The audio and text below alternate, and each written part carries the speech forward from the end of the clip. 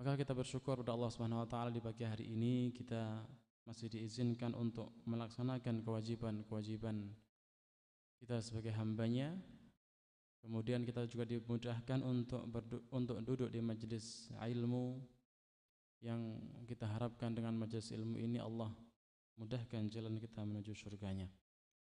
Salawat serta salam kita haturkan kepada Nabi kita Muhammad sallallahu alaihi wasallam, suri tauladan kita, sebaik-baik manusia yang diutus di muka bumi, dan juga kepada para sahabatnya, kepada keluarganya dan siapapun yang mengikutinya hingga akhir zaman. Bapak-bapak, ibu-ibu rahimakumullah. Ya, tema kita pada pagi hari ini adalah apa, Pak? Tema yang mungkin sering dikaji oleh beberapa ustaz, namun tidak salah apabila kita mengingat-ingatnya kembali. Ya. Yaitu bagaimana kita menyelamatkan hati kita dari kerasnya hati tersebut. Ya. Yaitu agar kita berhati-hati terhadap kerasnya hati.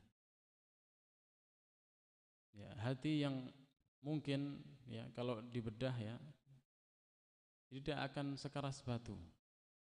Dia akan terus lunak seperti itu. Namun secara makna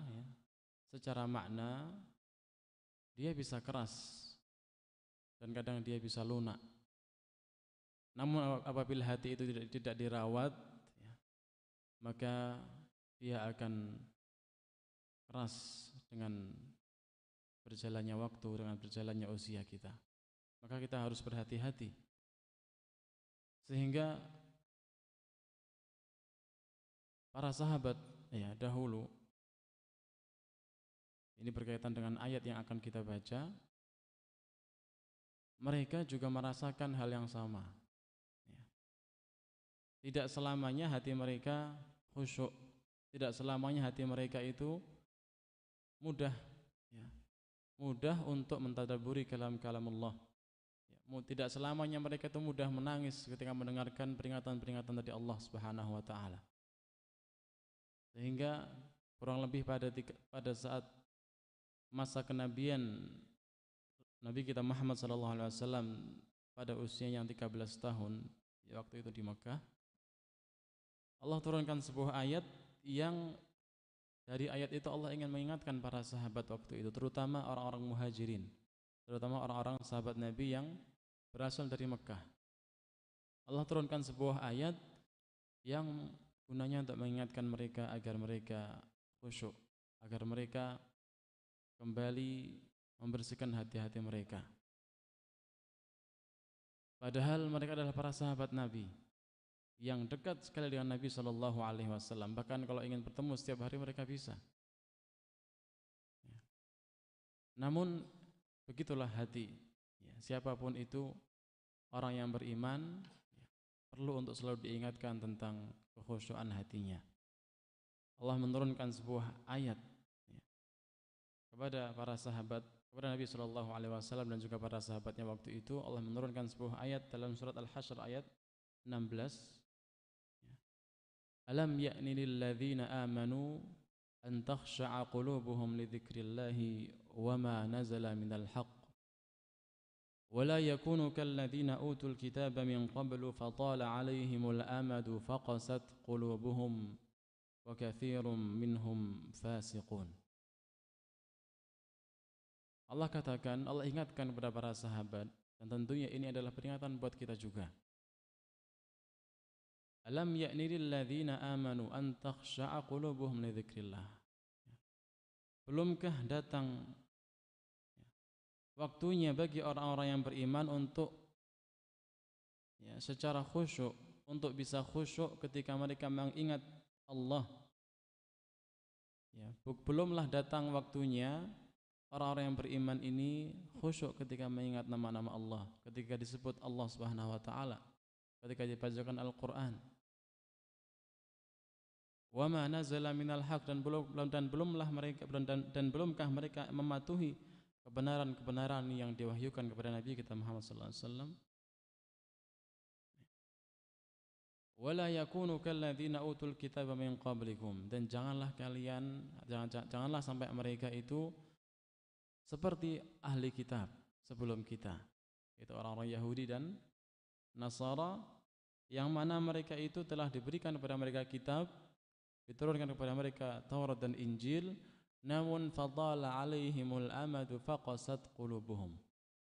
Namun mereka itu ya merubah-rubah isi kitab yang diturunkan kepada mereka sesuai hawa nafsu mereka, bahkan mereka membayar ulama-ulama mereka hanya karena untuk meringankan hukuman yang seharusnya mereka terima.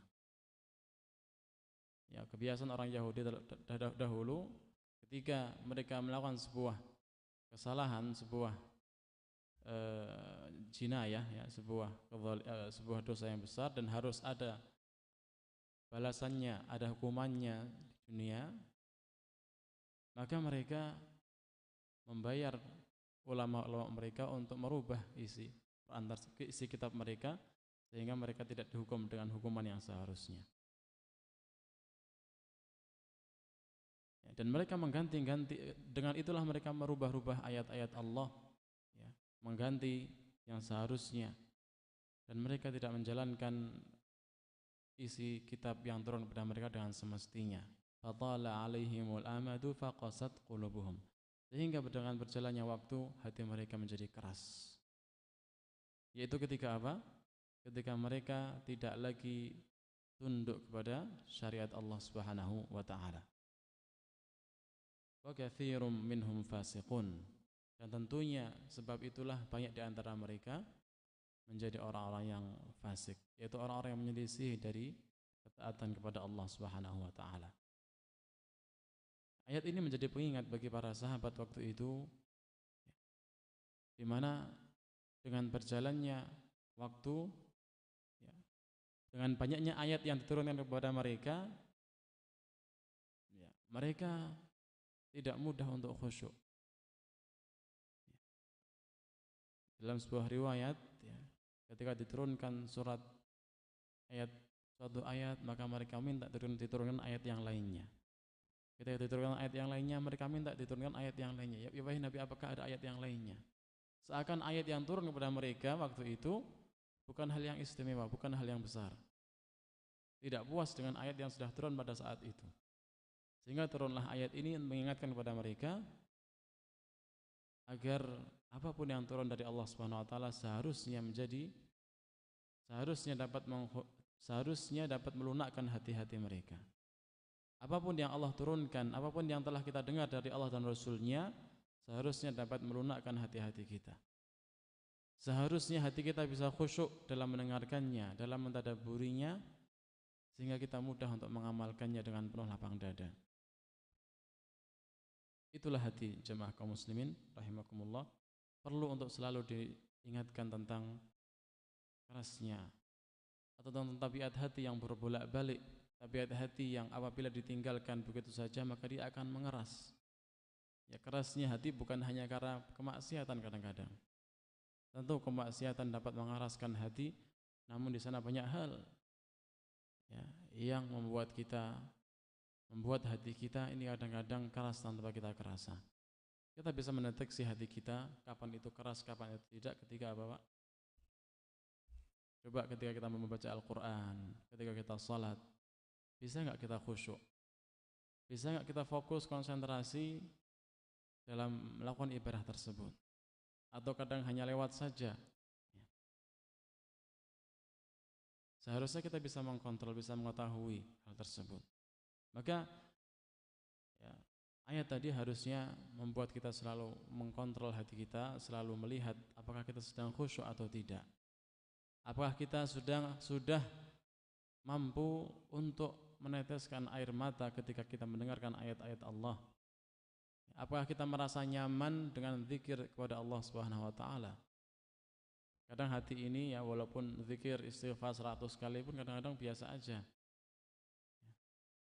Maka perlu kita untuk selalu menekan, selalu memaksa diri agar bisa khusyuk terhadap ayat-ayat dan terhadap ketika kita sedang berzikir pada Allah Subhanahu wa taala. Dalam sebuah hadis Nabi pernah mengatakan,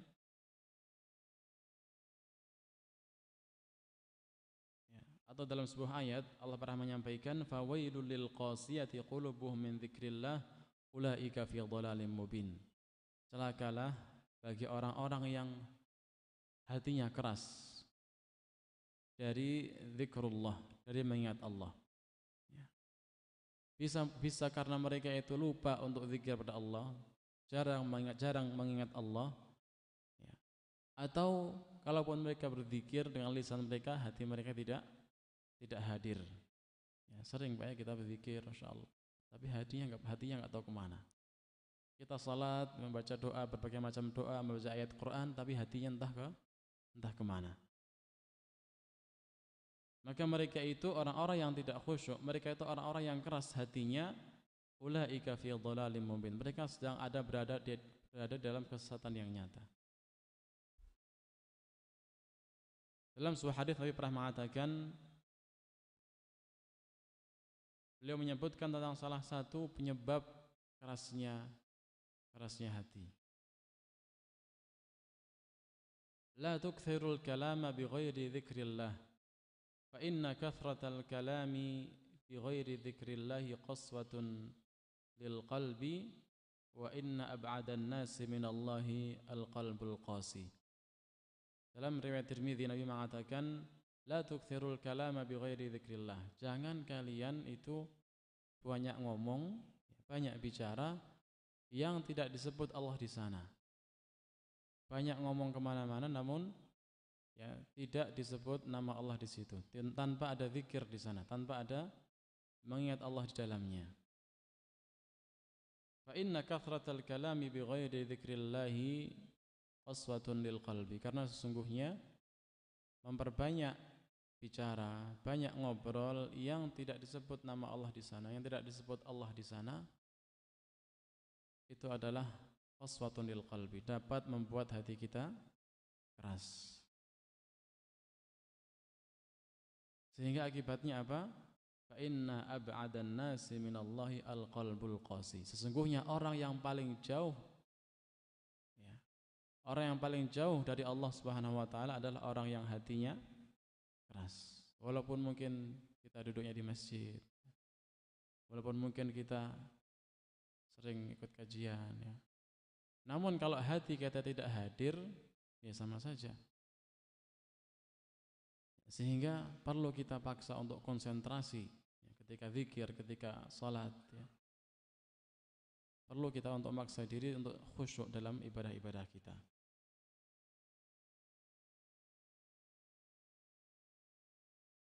Sehingga salah seorang salaf, ya, ulama salaf terlebih dahulu pernah mengatakan, beliau adalah Malik ibn Dinar. Beliau mengatakan tentang bahaya kerasnya hati. Beliau mengatakan, ma duriba 'abdun bi'uqubatin a'dhamu min qaswatil qalbi. Tidak ada hukuman, ya, yang lebih berat, yang lebih besar daripada apa? Kerasnya hati. Tidak ada hukuman yang lebih berat yang diberikan oleh Allah kepada manusia melebihi kerasnya hati. Memang hati itu berkelas-kelas, Mbak, ya. Berderajat-derajat. Ada yang mulai mengeras, ada yang begitu keras, ada yang sangat keras. Tergantung apa yang membuat dia keras. Ya. Maka ketika seorang hamba itu berbuat maksiat, ya, dalam sebuah hadis yang lain, akan Allah berikan titik hitam dalam hatinya. Semakin dia berbuat dosa, maka Allah akan tambahkan titik hitam dalam hatinya, sehingga lambat laun tidak kerasa hatinya menjadi keras dan bahkan sangat keras, sehingga maksiat menjadi hal yang biasa baginya. Nah, ketika maksiat menjadi hal yang biasa, itulah musibah yang terbesar ketika hatinya keras. Ya. Dan balasan kemaksiatan atau balasan keburukan tidak lain adalah keburukan yang serupa. Ketika kita berbuat maksiat dengan sengaja, dengan penuh dengan hanya dengan jiwa yang meremehkan kadang, maka maka kita bisa pastikan hukuman setelahnya adalah kemaksiatan yang serupa. Maka hati-hatilah kita dari kemaksiatan atau hal-hal yang dapat mengeraskan hati, karena semakin kita lepas diri kita, semakin kita lepas hati kita dalam kemaksiatan tersebut, maka Allah akan balas dengan kekerasan hati, yaitu berupa kemaksiatan berikutnya, sehingga kita sulit untuk lepas dari kemaksiatan tersebut. Maka banyak sebab-sebab yang dapat membuat hati kita keras itu sangat banyak. Yang paling utama ada beberapa hal, di antaranya tadi disebutkan dalam hadis Nabi sallallahu alaihi wasallam, banyak berbicara tanpa zikrullah. Ya, banyak ngobrol tanpa ada mengingat Allah di sana. Namanya manusia manusia itu selalu disertai oleh hawa nafsunya. Terkadang kalau ngobrol tanpa disebut nama Allah di sana, mudah sekali untuk terjerumus dalam kata-kata yang tidak pantas, ya, ghibah misalkan, ya, atau mengumpat, menyebutkan kekurangan orang lain, atau kata-kata yang dibenci oleh Allah Subhanahu wa taala yang lainnya.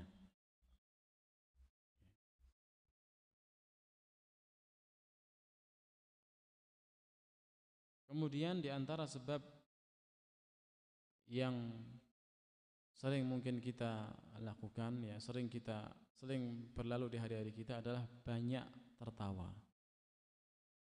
Banyak tertawa yang tentunya berlebih-lebihan. Ya, tertawa bukan berarti tidak boleh, Pak, ya. Tertawa boleh, Nabi pun tertawa. Namun apabila tertawanya kita itu berlebih-lebihan, ya, sedikit-sedikit tertawa, maka itu dapat membuat hati kita keras. Nabi pernah mengatakan dalam hadits riwayat Abu Hurairah, la tukthirud dhahik, jangan kalian sering-sering tertawa. Ya, fa inna kathratad dhahiki tumitul qalba, karena sesungguhnya banyaknya tertawa itu dapat mematikan hati. Dapat mematikan hati. La tukthirud dhahik, jangan kalian sering-sering tertawa, karena fa inna kathratad dhahiki tumitul qalba, karena banyaknya tertawa itu dapat mengeraskan hati. Mungkin efeknya tidak secara langsung, namun ketika kita banyak tertawa, banyak bicara, otomatis, ya, kadar zikir kita kepada Allah, ya, kadar mengingatnya kita kepada Allah akan berkurang. Dan hati itu semakin jauh dari Allah, semakin jarang mengingat Allah, secara tabiat dia akan mengeras tanpa kita terasa. Dan ketika hati kita keras, ibadah kita akan berkurang, kita akan malas, tidak bisa khusyuk, ya. Bahkan hanya beribadah sesuai, yaudah yang penting saya salat, ya. Menjadikan ibadah hanya rutinitas, ya. Padahal ibadah itu adalah tugas kita dari mulai kita bangun tidur sampai kita tidur lagi. Allah mengatakan, qul inna salati wa nusuki wa mahyaya wa mamati lillahi rabbil alamin. Katakanlah, sesungguhnya salatku, ya, kemudian sembelihanku, wa mahyaya wa mamati, hidup dan matiku ini milik siapa? Milik Allah Subhanahu wa taala. Sedangkan kita diperintahkan di dunia ini untuk apa, Pak? Tujuan kita yang paling utama untuk beribadah. Maka seharusnya kita ingat selalu dari waktu ke waktu, ya, tugas kita bukan hanya salat 5 waktu dan beberapa ibadah yang sudah ditentukan waktunya, tidak. Namun sehari, semalam, selama kita hidup, tugas kita semua sama, tidak pernah ada jedanya, yaitu apa? Beribadah pada Allah Subhanahu wa taala. Sehingga para sahabat walaupun tidur saja, mereka tidak mau kehilangan pahala. Saya niatkan tidur saya untuk beribadah, untuk menguatkan badan, untuk bangun malam, ya, untuk menambah semangat, ya, untuk memulihkan kesehatan sehingga kembali semangat dalam beribadah. Kemudian di antara sebab yang dapat mematikan hati yang lainnya adalah kathratul akli, ya, banyak makan. Banyak makan tentunya makan yang di luar kebutuhan. Ya, senangnya itu makan terus. Ada makanan enak makan, makanan enak makan ya. Makan yang sesuai dengan hawa nafsunya tanpa ada ukuran. Ya, terlebih lagi yang kita makan adalah hal-hal yang syubhat, bahkan naudzubillah hal-hal yang haram. Ya. Bishr bin Harith, ya, seorang ulama salaf pernah mengatakan khoslatani tumitul qalba tuqassiyanil qalba, ada dua hal yang dapat mengeraskan hati, ya. Kathratul kalami wa kathratul akli, banyak bicara dan banyak makan.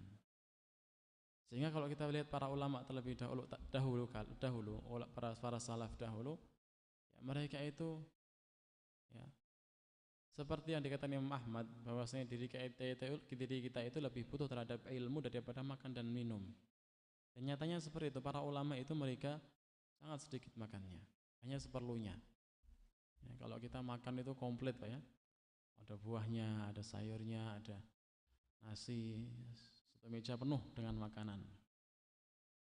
Paling tidak kita makan berapa menit, Pak? Seberapa jam cukup makan? Ya. Para ulama dahulu, ya, mereka sangat antusias, sangat semangat mengisi waktunya dengan thalabul ilm, dengan belajar. Bahkan mereka menganggap kenyang makan itu dapat mengurangi keberkahan waktu mereka.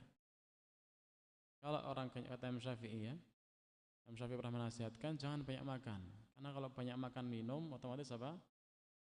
Akan banyak ke kamar mandi, atau tidak akan banyak ngantuk. Sehingga apa? Semangat untuk belajar, semangat untuk beribadah pasti akan berkurang. Ya, bahkan waktu ke kamar mandi itu mereka hitung. Itu dianggap sebagai apa? Semakin saya banyak makan akan semakin banyak masuk kamar mandi. Itu mereka sangat kritis sekali. Sehingga apa? Waktu-waktu yang mereka lalui adalah waktu-waktu yang berkah, karena mereka fokuskan hidup mereka untuk ilmu dan amal. Ya, makan, minum itu hanya mereka ambil seperlunya, cukup untuk menguatkan tulang punggung mereka sehingga mereka kuat untuk beribadah pada Allah Subhanahu wa taala. Namun yang menjadi prioritas utama mereka adalah apa? Ilmu dan amal, ibadah. Yang menguatkan jiwa seorang muslim bukanlah makanan. Ya, makanan perlu, tapi yang paling bisa menguatkan jiwa seorang muslim adalah keimanannya. Nah, kita sering peduli dengan makanan tubuh kita, namun kita kadang suka lupa dengan makanan iman kita, makanan hati kita. Ya.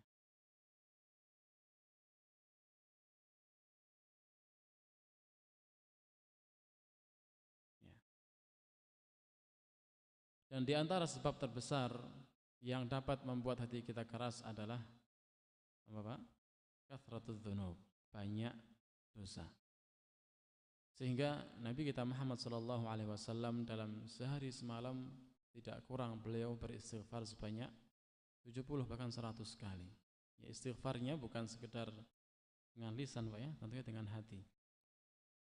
Karena kadang kita ini, ya, sebagai manusia tidak luput dari dosa yang kadang kita tidak sadar, ya. Namun tetap ditulis sebagai dosa karena kita lalai, ya, sehingga kadang, ya, tidak terasa kok kenapa tiba-tiba ada yang bermasalah, kok tiba-tiba malas beribadah, kok tiba-tiba, ya, kita galau, sedih. Maka para ulama dahulu, ya, mereka sudah sangat peka terhadap dosa mereka. Ketika mereka melihat ada masalah dalam keluarganya, ada masalah dalam tunggangannya, macet kendaraannya, ya, mereka tahu ini pasti ada dosa yang saya tidak sadari lakukan. Lalu segera mereka muhasabah. Segera mereka apa? Segera muhasabah. Sehingga mereka begitu peka, begitu lembut hatinya. Namanya manusia tidak pernah lepas dari dosa. Kullu bani Adam khata', kata Nabi sallallahu alaihi wasallam. Semua bani Adam itu mudah sekali berbuat kesalahan. Ya, jadi tidak dimaksudkan kita jangan sampai berbuat salah, tidak. Setiap kita pasti berbuat salah. Tapi bagaimana seharusnya? Wa khairul khata'ina tawwabun. Sebaik-baik orang yang berbuat salah itu apa? Mereka yang pandai bertaubat. Ya. Hati kita seperti itu, ya. Diri kita seperti itu. Ya. Berbolak-balik, kadang baik, kadang buruk. Kadang baik, kadang buruk. Kadang berbuat amal soleh, kadang berbuat dosa. Namun yang terbaik di antara kita adalah orang-orang yang pandai bertaubat. Ya. Artinya taubat yang sungguh-sungguh, ya. Bukan hanya istighfar dari lisan kita, namun juga rasa sesal dalam hati karena kita telah melakukan dosa tersebut dan rasa ingin jauh dari dosa yang pernah kita lakukan. Menyesal, merasa bersalah di hadapan Allah Subhanahu wa taala. Ya, sehingga ya, ketika kita banyak bertaubat, banyak meminta ampun pada Allah, maka hati kita yang tadinya keras akan secara perlahan menjadi lunak kembali. Syukur-syukur kalau kita bisa menangis di hadapan Allah Subhanahu wa taala. Yang menjadi renungan bagi kita, Bapak Ibu rahimakumullah, menangis adalah sebuah ibadah yang sangat agung. Bahkan Nabi pernah mengatakan, ya, mata kita tidak akan disentuh oleh api neraka apabila apa? Kita mengingat Allah dalam kondisi sendiri lalu kita meneteskan air mata. Namun meneteskan air mata di hadapan Allah dalam kondisi sendiri itu sangat sulit. Itu kembali kepada apa, Pak? Kembali kepada hati kita. Selama hati kita masih keras, maka sulit kita untuk meneteskan air mata. Semakin kita jarang berdoa kepada Allah, semakin kita sulit untuk meneteskan air mata. Semakin kita jarang zikir pada Allah Subhanahu wa taala, maka akan semakin sulit kita meneteskan air mata walaupun kita sendiri. Ya. Maka sebagai seorang muslim, sebagai orang yang beriman, hendaknya kita selalu melihat bagaimana hubungan kita kepada Allah, bagaimana keterkaitan hati kita kepada Allah Subhanahu wa taala. Semakin kita dekat kepada Allah, maka akan semakin mudah kita untuk bertaubat, untuk menyesali dosa-dosa kita, sehingga hati kita tawadhu, merasa rendah di hadapan Allah Subhanahu wa taala, sehingga mudah untuk mengakui kesalahan kita, mudah untuk segera kembali pada Allah, mudah untuk menghamba dengan sepenuh-penuhnya penghambaan di hadapan Allah Subhanahu wa taala. Lalu berikutnya, sebaliknya tentunya, bagaimana kita menjaga hati kita agar tetap hidup, menjaga hati kita agar jangan sampai diliputi dengan kekerasan. Maka tidak lain di antara hal-hal yang dapat membuat hati kita lunak, membuat hati kita hidup adalah sebaliknya tadi, yaitu apa? Perbanyak zikrullah, memperbanyak zikrullah, memperbanyak mengingat Allah Subhanahu wa taala dimanapun kita berada. Ya, suatu ketika Imam Hasan Al-Basri pernah ditanya oleh seorang laki-laki, "Ashku ilaika qaswata qalbi." Wahai Imam, aku mengeluhkan kepadamu tentang kerasnya hati saya. Maka Imam Hasan Al-Basri mewasiatkan, adnihi bidzikr, lunakkan dia, rendahkan dia dengan zikrullah.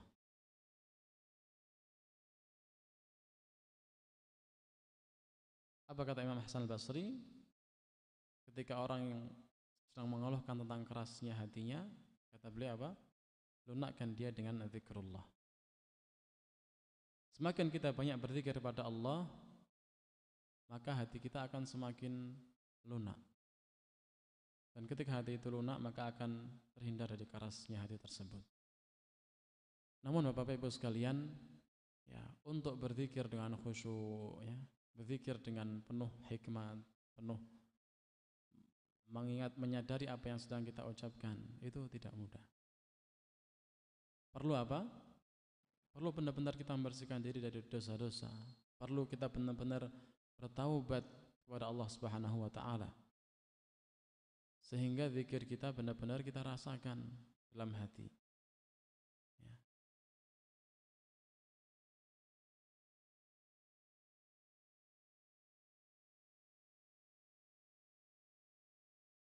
Dalam sebuah hadis Nabi mengatakan, "Inna hadhil quluba la tasda'u kama tasda'ul hadid." Hati kita itu, sesungguhnya hati manusia itu la tasda'u kama yasda'ul hadid. Dia itu mudah berkarat sebagaimana berkaratnya besi. Kita lihat besi, Pak ya. Kalau kita biarkan dalam suhu yang lembab, dia akan menguning dan berkarat. Itulah hati manusia. Kalau dibiarkan begitu saja, maka dia mudah berkarat, mudah mengeras. Maka qila fama jala'uha ya Rasulullah, maka ada yang bertanya kepada Nabi, lalu bagaimana menghilangkan itu wahai Rasulullah? Apa kata Nabi? Qala tilawatul kitabillahi wa kathratu dzikrih. Dengan memperbanyak membaca kitab Allah, memperbanyak membaca Al-Qur'an, dan memperbanyak zikrullah, zikir pada Allah Subhanahu wa taala. Dengan memperbanyak membaca Al-Qur'an dan juga mengingat Allah Subhanahu wa taala, maka hati itu akan mulai melunak. Maka hati itu akan mulai sehat kembali. Kita rutinkan sehari-hari kita membaca Al-Qur'an, ya. Jangan sampai terlewatkan minimal sehari setengah juz misalkan. Ya. Setiap kali setelah salat baca 1 halaman, 2 halaman, walaupun tidak banyak, yang penting rutin. Tentunya membaca dengan penuh tadabbur. Dengan penuh tadabbur, memaknai apa yang sedang kita baca, sehingga apa yang kita baca itu benar-benar bermanfaat untuk hati kita. Ya. Allah katakan dalam Al-Qur'an surah Al-Baqarah, hudan lil muttaqin. Al-Qur'an itu petunjuk bagi orang-orang yang bertakwa. Namun bagaimana kita mendapatkan petunjuk dari Al-Quran kalau kita tidak paham apa yang sedang kita baca? Kita melewati ayat-ayat Allah yang begitu banyak, melewati di sana nama-nama Allah, mau'izah dari Allah Subhanahu wa taala. Namun kalau kita tidak paham, ma yu'athir fi qalbina bi syai', tidak berefek dalam hati kita dengan sedikit pun.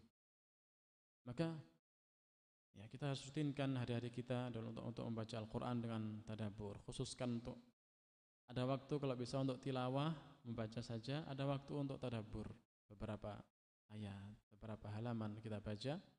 Gunanya untuk apa? Untuk memberikan hidayah pada hati-hati kita.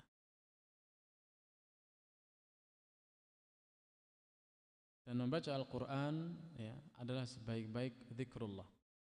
Membaca Al-Quran adalah sebaik-baik zikrullah. Sebaik-baik mengingat Allah adalah dengan membaca Al-Quran. Ya. Kemudian di antara hal yang dapat melembutkan hati kita adalah al-ihsan ilal yatama wal masakin. Ya. Banyak-banyak kita berbuat baik kepada al-yatama wal masakin, orang-orang yatim dan orang-orang yang miskin. Ya, kalau kita lihat ya, banyak di antara sekitar kita orang-orang yang kekurangan, ya, bahkan anak-anak yang yatim begitu banyak. Maka di antara hal yang dapat melunakkan hati kita, hal yang dapat membuat hati kita itu sehat, ya, mudah untuk mengingat Allah, khusyuk dalam beribadah, adalah dengan bergaul dengan orang-orang yang miskin, anak-anak yatim, memberikan mereka santunan, ya, tanpa kita harus ya, tanpa harus dengan sedekah yang banyak. Apa yang kita miliki walaupun sedikit kita berikan. Tujuannya apa, Pak? Bukan yang kita berikan itu yang tujuannya, tapi apa?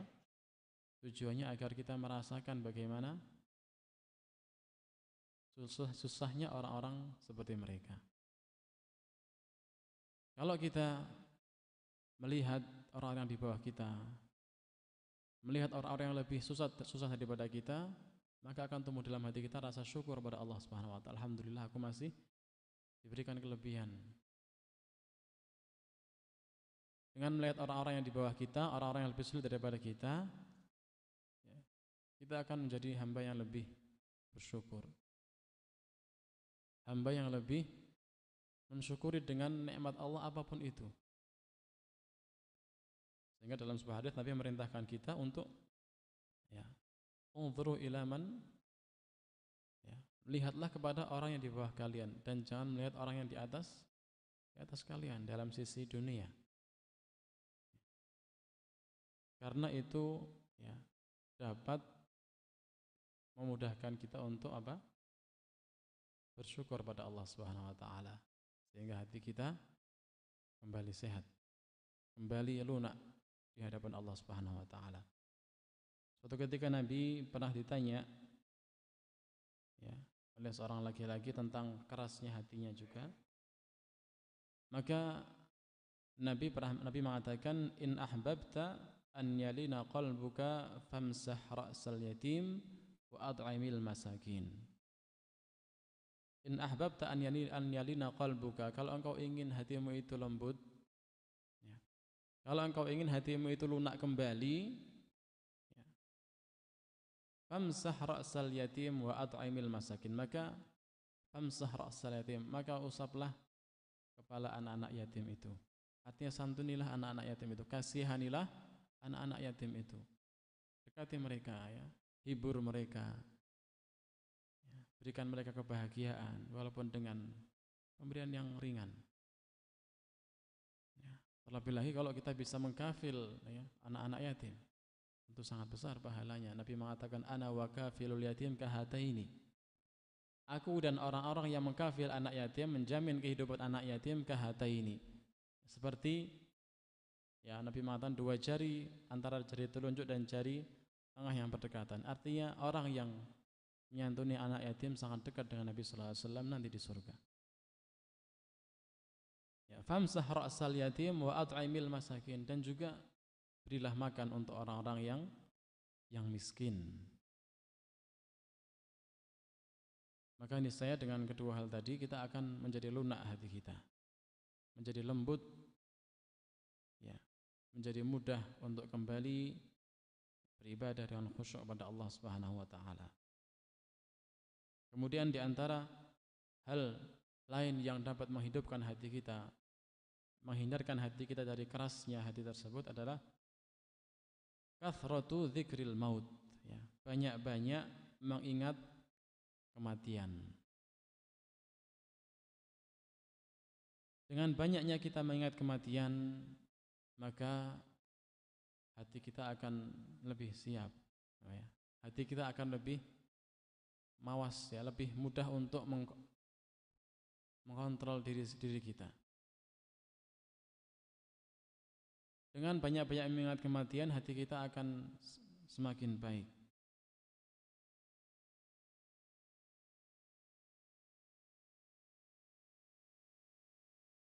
Maka Nabi pernah mengatakan dalam sebuah hadisnya riwayat Tirmidzi, kuntu nahaitukum an ziyaratil qubur fazuruha fa innaha tudzakkirukum al-akhirah ya. Kuntu nahaitukum an ziyaratil qubur, dulu saya pernah melarang kalian untuk ziyaratul qubur, fazuruha, maka sekarang silahkan ya, silahkan kalian pergi untuk ziarah kubur. Fa innaha tudzakkiru al-akhirah,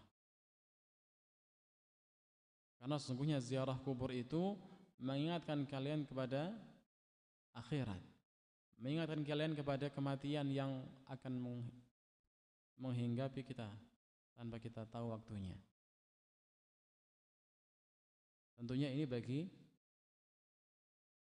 ziarah kubur yang dibolehkan bagi orang laki-laki. Untuk perempuan tentunya ada hadis yang melarangnya, walaupun ada khilaf di sana ya, namun orang perempuan tidak perlu masuk ke kuburan, cukup di luar. Intinya dengan kita pandai-pandai selalu sering-sering mengingat kematian, maka disitulah akan datang kelembutan hati, akan datang ya, kesehatan hati kita. Sehingga kalau kita melihat para salaf terdahulu ya, ada di antara mereka yang menjadi rutinitas mereka adalah mengunjungi kuburan kaum muslimin, sampai orang-orang yang sekitarnya mengira dia mengunjungi kerabatnya, sampai heran, kok si fulan ini sering hari ini ke kuburan ini, hari kedua ke kuburan yang lain, hari kedua ke kuburan sebelahnya. Apa itu saudaranya semua? Kok setiap hari dikunjungi? Padahal bukan saudaranya. Tapi apa yang dia lakukan? Di sana dia menangis, di sana dia mengingat kematian, di sana dia mengingat akan akhirat. Jadi tujuan ziarah kubur bukan untuk menziarahi saudara yang sudah meninggal, tapi apa? Untuk mengingatkan dirinya kepada akhirat, untuk melembutkan hatinya. Orang itu Pak, kalau dikasih tahu besok kamu akan mati, gimana kira-kira? Besok jam sekian kamu akan mati. Kira-kira kita sempat mikir dunia enggak hari ini? Akan hilang semua pikiran dunia dan kita akan fokus kepada ibadah pada Allah Subhanahu wa taala. Namun para salaf terdahulu yang dikisahkan, ada salah seorang salaf diceritakan tentang ibadahnya dan dikatakan bahwasanya orang ini kalaupun besok dikatakan kamu akan meninggal, maka tidak akan menambah ibadahnya sedikit pun. Artinya apa? Ibadahnya sudah maksimal. Dia penuhi hari-harinya dengan ibadah. Dia bekerja pun juga tetap beribadah, banyak berzikir, banyak istighfar. Memaksimalkan hari-harinya, sisa usianya untuk beribadah, sehingga walaupun dikabarkan kalau besok meninggal pun tidak akan menambah ibadahnya karena dia sudah maksimal ibadahnya. Ya. Kesibukan dunia apapun tidak membuat dia lupa dari zikrullah. Tidak membuat dia lupa dari mengingat Allah Subhanahu wa taala.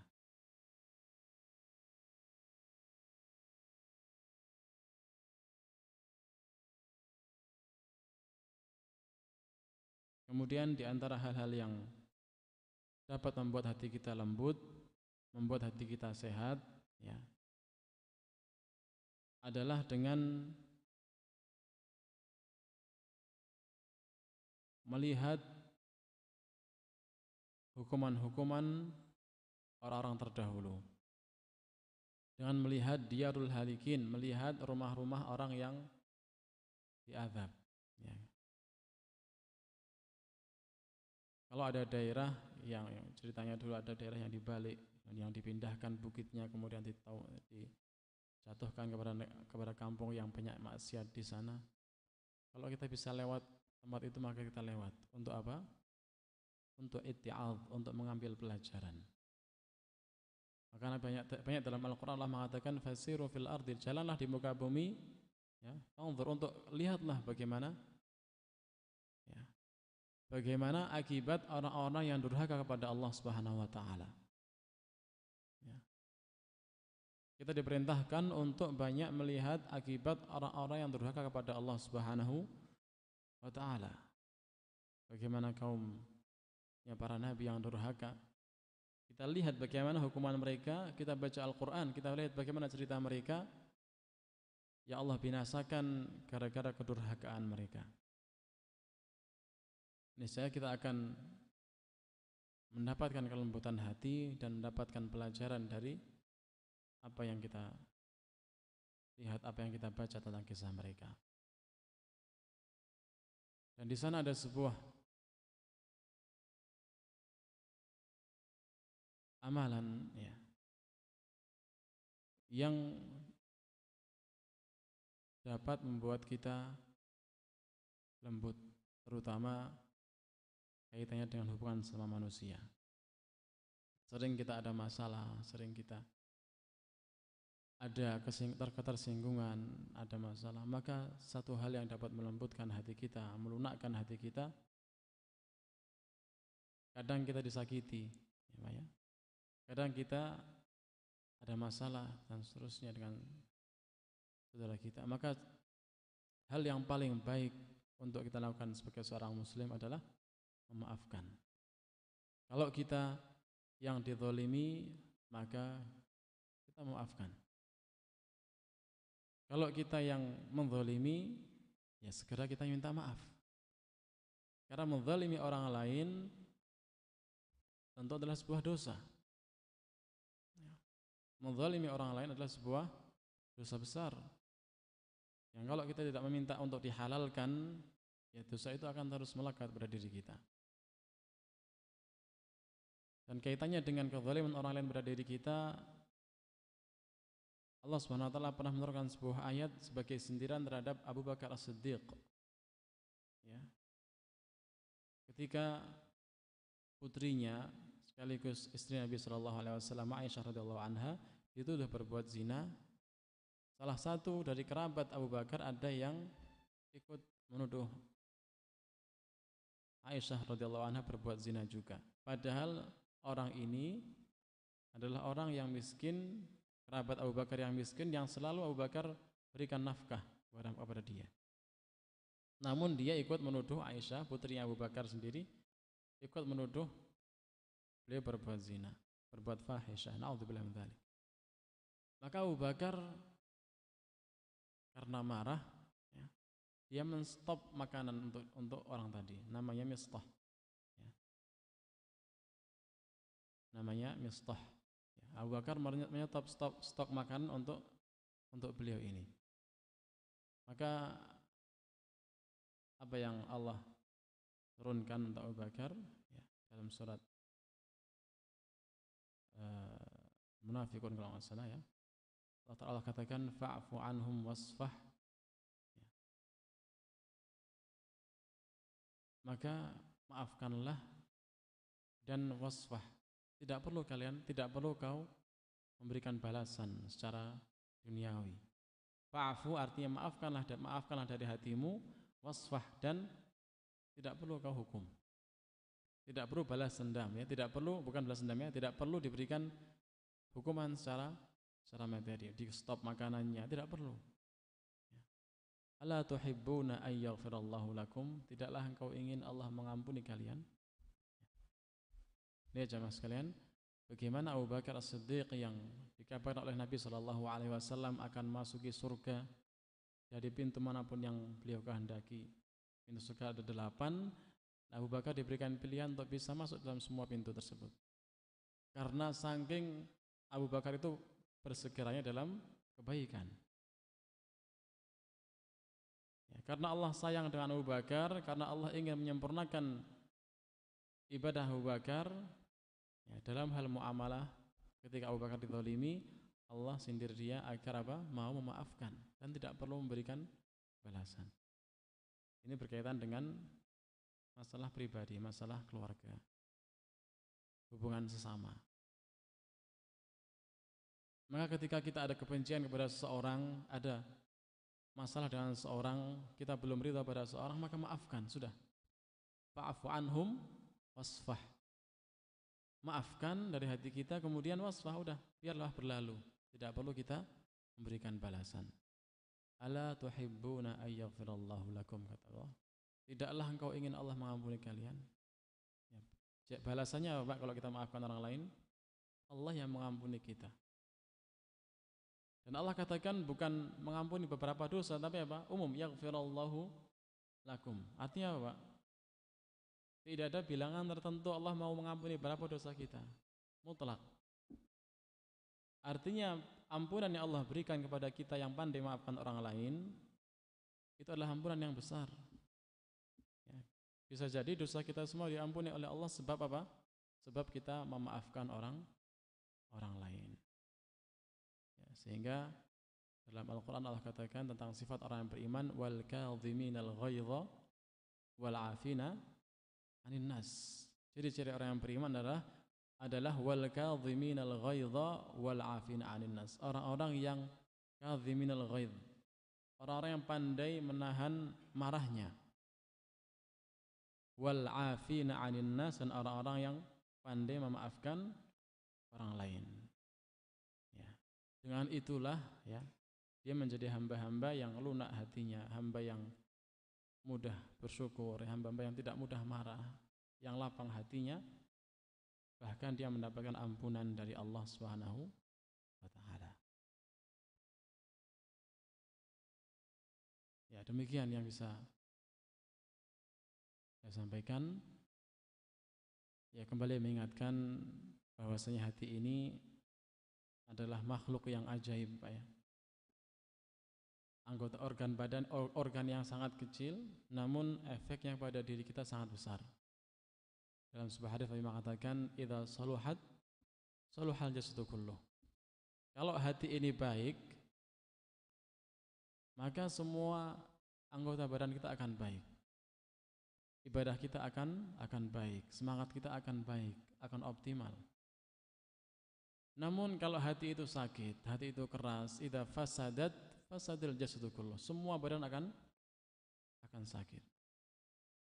Ya, maka kita perlu perhatikan bagaimana hati kita hari ini, apa sedang sehat atau sedang sakit, sedang keras atau sedang lunak. Kalau keras, kalau sakit, maka segera kita carikan obatnya. Mungkin karena dosa kita, mungkin karena kita jarang berdoa, mungkin karena kita jarang berpikir, ya. Mungkin karena kita terlalu sering sibuk memikirkan urusan dunia kita dan jarang untuk bermunajat kepada Allah Subhanahu wa taala. Dan tentunya ya, lembutnya hati perlu kita minta kepada Allah Subhanahu wa taala dengan doa. Ya, karena hanya Allah lah yang berkuasa atas hati manusia. Bahkan kita sendiri tidak bisa mengontrol hati kita, ya, kecuali dengan izin dari Allah Subhanahu wa taala. Sekian yang bisa saya sampaikan, kurang lebihnya mohon maaf. Aqulu qouli hadza wa astaghfirullah li wa lakum. Wassallallahu wassalamu ala nabiyyina Muhammadin walhamdulillahi rabbil alamin. Wassalamu alaikum warahmatullahi wabarakatuh.